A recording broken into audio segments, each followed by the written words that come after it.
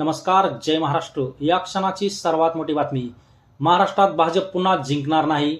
शिवसेना नेते आदित्य ठाकरे यांचे मोठे वक्तव्य. काय आहे सविस्तर बातमी आपण पाहू. त्या अगोदर तुम्ही चॅनलवरती नवीन असाल तर अशाच बातम्यांसाठी आताच आपल्या चॅनलला सबस्क्राईब करा. शिवसेना नेते युवासेना प्रमुख आदित्य ठाकरे यांनी वाशी येथील एका कार्यक्रमात बोलताना मोठं वक्तव्य केलं आहे. त्यांनी सांगितले की लोकसभा निवडणुकीमध्ये भाजपसोबत शिंदे, गद्दार, चोर यांच्यासह ईडी आणि सीबीआय सारखे मित्र होते, तरीही राज्यात ते फक्त 9 वरती येऊन थांबले. तेही 9 वरती आहेत आणि आपणही 9 वरती आहोत.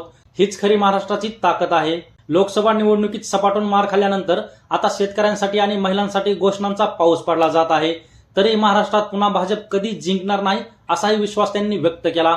आणि पुढे बोलताना सांगितले की देशात कोणाची मस्ती चालत नाही, जनता कोणालाही डोक्यावर बसू देत नाही आणि हुकुमशाहीला तर थाराच मिळत नाही. हे मतदारांनी लोकसभा निवडणुकीत भाजपला दाखवून दिले आहे.